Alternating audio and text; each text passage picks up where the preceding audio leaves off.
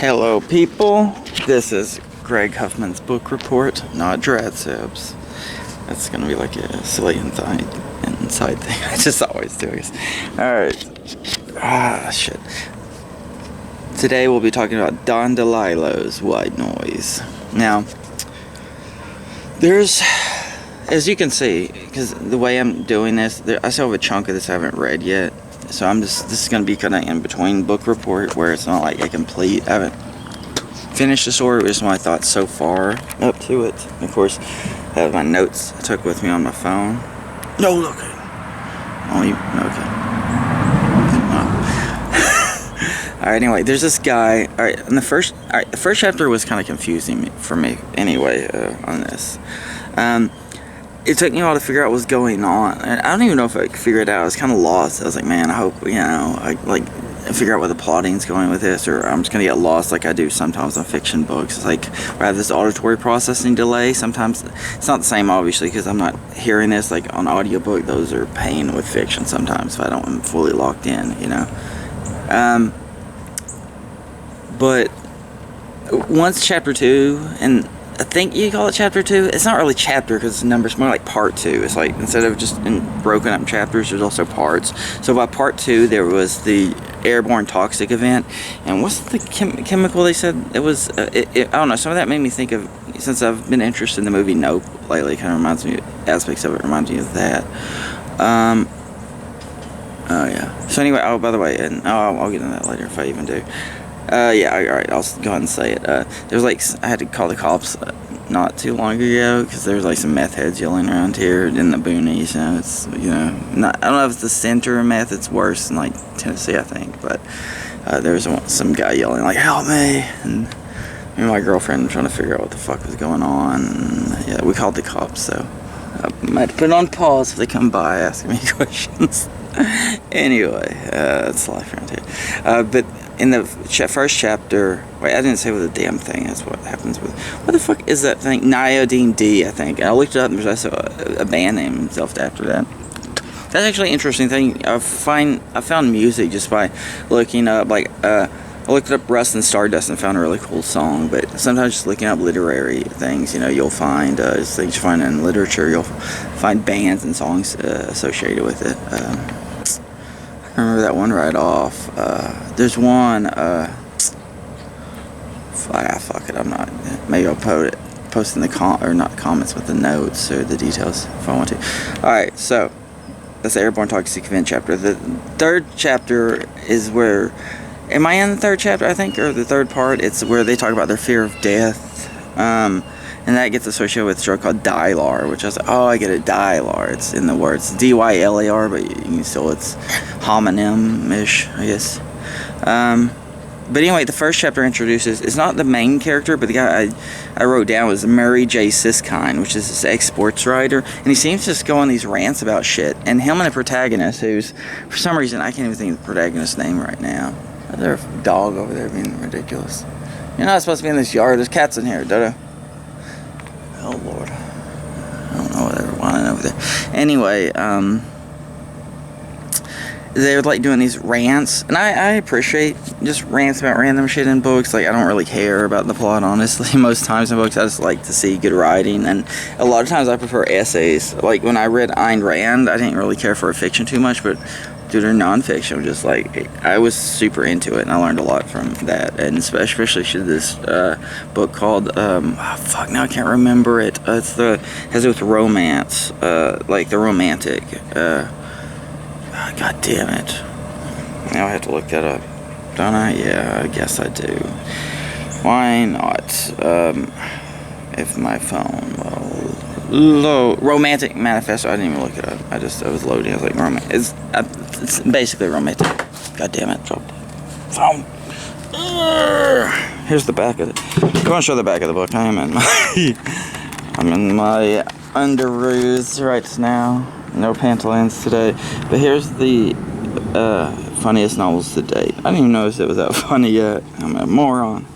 Just maybe. Oh, Jack Gladney, that's who it is. Okay. And oh yeah, he's teaching Hitler. And the other dude, I believe, is teaching Elvis, and they're like comparing them, saying they have like both of them have mother issues. It's Hitler Hitler, Elvis. Sometimes I can't even remember which one is the other one. Alright. Oh, here's some cool... Should I get to the quotes? Yeah, they talk about my-like suits a lot, too. There's, like, the guys with my-like suits. I Googled that, and it's the only... It just brings you to this fucking book. Yeah, and then when they're talking about the dialogue drug, there's this Mr. Grey composite, which I got confused, because sometimes I miss little aspects, and they were talking about this guy, and then he implied that she was fucking the dude. I guess she admitted that she was. I was like, where did this come about? But then they say he's like a composite of 3 different people. I was like, what the fuck is going on? I don't understand how we got here. Whatever. Yeah, they'll over their mother. Yeah, Elvis Hitler. All right, so then on fear of death, they talk about. Here's some quotes I wrote down, which I thought was interesting. Whatever relaxes you is dangerous. And then I wrote next to that. They mentioned the guy that right when I'm starting out, they're talking about this guy named I don't know how to pronounce it.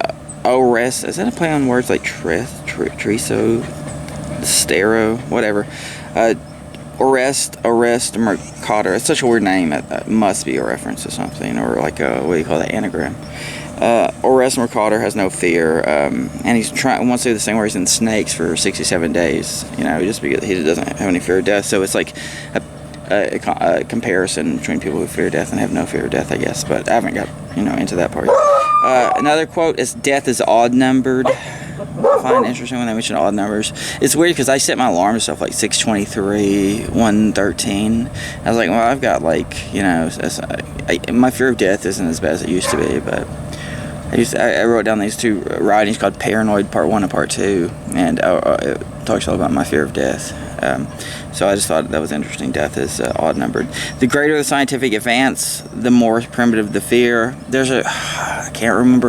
They said there's this guy who wrote, every technological advancement is an insult to some god or another, Free will versus determinism comes up. That I always find fascinating. I read Sam Harris's Free Will, and even before that, I was writing my own arguments against free will. I mean, that went back, dude, probably started in high school, of all things, maybe even in middle school. I remember we were writing this thing about, would you believe in free will or destiny in regards to this story? And it was like, wow. And for some reason, I was like, I kind of believe in neither or something, or more destiny, but not the way other people think of it.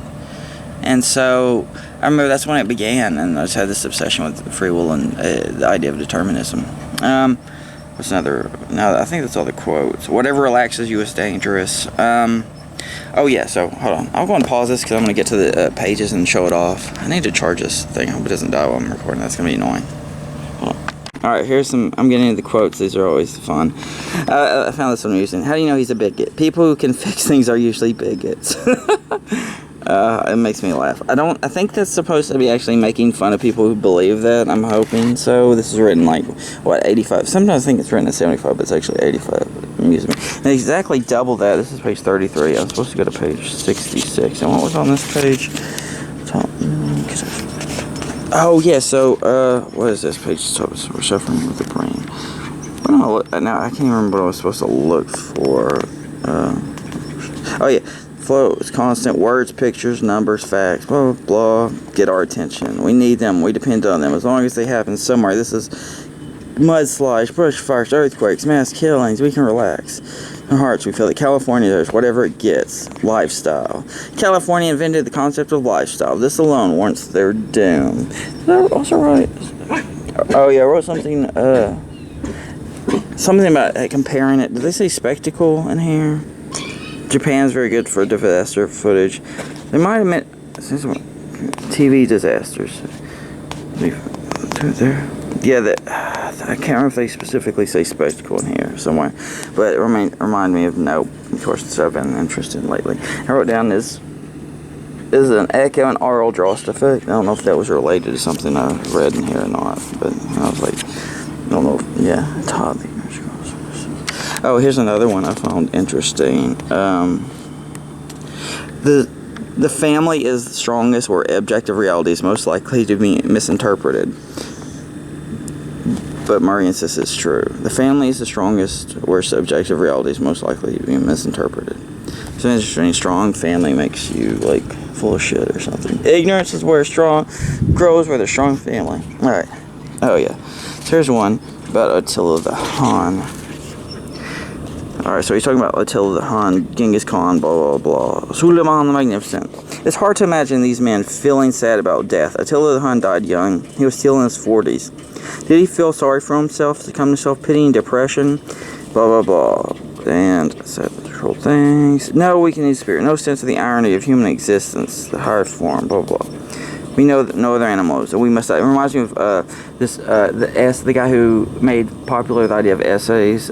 Michel de Montaigne. He writes about how animals are superior to humans in some way because they don't feel death. Attila did not look through the opening. His tent gesture, some lame dog. Blah blah blah. This pathetic is better off than the greatest ruler of men. Yeah, it reminds me of Michel de Montaigne. All right, I think that goddamn phone. Goddamn, go the phone. What else? Wait, there's 2 more. Okay. So 146. Oh, this is an interesting concept I've thought about independently, and I was fascinated to see it was replicated in here. So it says, what can we see? Like, what can we teach people the Stone Age? You know, what? Here we are in the Stone Age, knowing all these great things. Blah blah blah. Can we make a refrigerator? Can we explain it? What is electricity? What is light? We experience these things, blah, blah, every day. Quotidian. Can't even tell people about their basic principles, much less actually make them. Something that would improve conditions. Name one thing you can make. Could you make a simple wooden match that you could strike on a rock to make a flame? We think we're so great and modern. Moon landings, artificial hearts. But if we're holding a time warp, came face to face with ancient Greeks. See? Greeks, blah, blah, blah. So that was fascinating. I've had that idea myself, you know. I was like, yeah, we're so improved, but what if just one of us, a random person that knew all this shit, you know, went to modern school and all that, was flying back in time, you know? What would it really matter? Like, how could things actually, like, how would we prove we're modern man, and what would we actually have to offer them, you know? I've thought about that, you know. So I find that a fascination discovered. Alright, and here's, not really integral to anything. I guess maybe it's slightly, I don't know, I find it interesting how the dialar works. It's not a tablet in the old sense, it's a drug delivery system. It doesn't dissolve right away, or at least the ingredients. The medication is dialar encased in the polymer membrane, water from the blah, blah, blah. Blah blah blah, dissolves the medication slowly, gradually. The medicine has a small little hole in it. Once again, the rate is carefully controlled. Took me a while to spot the hole because it's laser drilled. Blah blah blah. So, ooh, I got sweaty. Goddamn Texas summers. I guess it's starting to get fall though, at least. But yeah, it's hot out here, motherfucker. All right, so that's really all I have to say about this book so far. I give you a few quotes. That's kind of like how I end nowadays. That's my method. Again, I'm still figuring out how I'm gonna do this in the future. No, I don't really have any fans yet. I'm just doing this because I like to amuse myself. I just talking to myself, and one day I'm gonna go back and enjoy all these and critique how shitty I did them or how great I was. I just, I guess I'm gonna end there. That was so far what I've read of Don DeLillo's White Noise and my thoughts on it. Again, like I said, the first part kind of was losing me, but then the part 2 and part 3 got me where I got back into what was happening in the plot. It, you know, started to stabilize itself, whereas the first chapter part just seemed chaos to my brain. So yeah, I'm enjoying it somewhat. I heard he was heavily inspired by Nabokov's writing, and he was somebody compared him similar to Martin Amis, and I don't quite get that vibe from him yet. He does have interesting little discussions on things that aren't necessarily integral to the plot, maybe, it seems, but I don't really find him that similar to Martin Amis or Nabokov, even though I'm sure he was inspired. Who isn't inspired by Nabokov that came after him?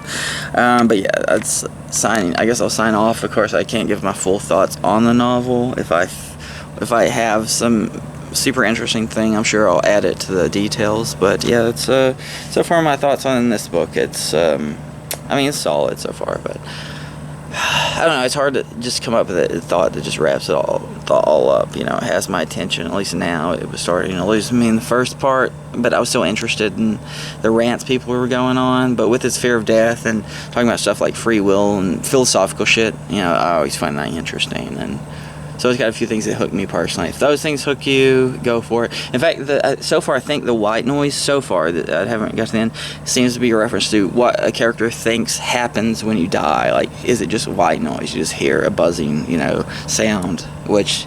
go on about consciousness death. I could almost go on a whole fucking rant about, like Sam Harris. When I talk about him, he talked about consciousness.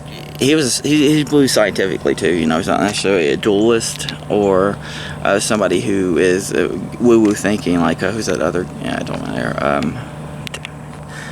But anyway, he's a scientific guy, and he thinks possibly consciousness can go on after death. And even though I'm an atheist, I still believe in the possibility of some kind of, if not God, I don't necessarily think you have to have a God to have an afterlife. My belief is if you got here once, it's like if X equals death and Y equals living, then X, you were in a state of X before you were born. Because if you weren't living, you were basically dead. It's just a semantics issue. So if you can be brought into life from non-existence, death once, you were dead. I would say even people that talk about death as before you're alive, that's how it'll feel. So it is a state of death. And so if you can come into life once, I don't see how it would be nearly completely impossible, even with death of personality, sure. But if consciousness, I believe consciousness, it doesn't, or it's, if you want to call it soul, it doesn't contain the personality, that would all die away with the person. Like Greg Huffman, I would die away forever. But the consciousness, which is the rider of the shell is where all the personality and the flavor comes from. Jeez, dogs fighting again.